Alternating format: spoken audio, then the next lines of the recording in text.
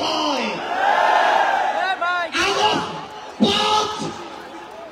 এই আগস্ট 5 বাংলাদেশের ছাত্র জনতার ঐক্যবদ্ধ লড়াইয়ে খুনি হাসিনা দেশ থেকে পালিয়ে যায়। ওই জুন 5 থেকে আগস্ট 5-এর যে লড়াই, সে লড়াই কি শেষ হয়ে গিয়েছে? আমাদের সংগ্রাম কি শেষ? আমাদের সামনে এখনো খুনিরা, খুনিদের দোষররা এখন উন্মুক্ত ভাবে চলাফেরা করে। যারা আমাদের ভাইদের হত্যা করেছে, ওই ছাত্রলীগ, যুবলীগ, আওয়ামী লীগের সন্ত্রাসীরা, তারা এখনো বিভিন্ন দিক থেকে আমাদেরকে দেখে আর মুচকি হাসে। এই খুনিদের বিচার হতে হবে কিনা? আমার যারা হত যোদ্ধা রয়েছে, শহীদ পরিবার রয়েছে, তাদের এই খুনের বিচার হতে হবে কিনা? আমরা অবিলম্বে অন্তর্বর্তীকালীন সরকারকে একটি আহ্বান জানাতে চাই। আমরা যদি আমাদের এই শহীদ ভাইদের রক্তের বিচার না করতে পারি, আমরা কখনো নিজেদেরকে মাফ করতে পারবো না। আমরা স্পষ্ট করে একটি কথা বলতে চাই, অন্তর্বর্তীকালীন সরকার এখনো যেই জায়গায় আটকে আছে, আমাদের সিন্ডিকেট গুলো ভাঙতে হবে। এখনো কেন আমরা শুনবো এক হাত থেকে আরেক হাতে সিন্ডিকেট দিয়েছে? তাহলে আপনারা আপনাদের জায়গা থেকে কি অ্যাকশন নিচ্ছেন? এক হাত থেকে যদি আরেক হাতে সিন্ডিকেট চায়, তাহলে সেই হাত আপনারা ভেঙে দিচ্ছেন না কেন?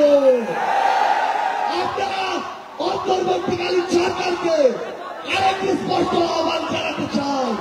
সেটি হচ্ছে, আমাদের এই বাংলাদেশ সকল দেশের সাথে বন্ধুত্বপূর্ণ পররাষ্ট্র নীতিতে যাবে, কিন্তু সেই বন্ধুত্বপূর্ণ পররাষ্ট্র নীতির সুযোগে কেউ যদি মাথায় উঠে বসে, আমরা তাকে মাথা থেকে মাটিতে ফেলে দিতে বিন্দু মাত্র দ্বিধা করবো না। আমরা স্পষ্ট করে একটি কথা বলতে চাই, যে খুনিরা এই দেশের বাইরে, এই দেশের মানুষের ঘাটে হাজার হাজার কোটি টাকা পাচার করেছে, সেই টাকা ফিরিয়ে আনতে হবে। আমরা স্পষ্ট করে বলতে চাই, ওই গোপালগঞ্জে যে খুনির দোষররা এখনো ঘাটতি বেড়ে আছে, তাদেরকে আইনের আওতায় বিচার করতে হবে। গোপালগঞ্জে এখনো কিভাবে আমাদের এই অভ্যুত্থানের যোদ্ধাদের উপরে হামলা হয়, আমরা প্রশাসনকে, পুলিশকে স্পষ্টভাবে বলতে চাই, পুরো বাংলাদেশে আমাদের এই যোদ্ধাদের, বিরোধী আন্দোলনকারীদের নিরাপত্তা যদি না দিতে পারেন, তাহলে ওই চেয়ারে কোন আইন শৃঙ্খলা রক্ষাকারী বাহিনী বসে থাকার কোন অধিকার নেই। আমরা স্পষ্ট করে শুধু একটি কথাই বলতে চাই, আমরা এই অন্তর্বর্তীকালীন সরকারের কাছে আমরা এই গণহত্যার বিচার চাই।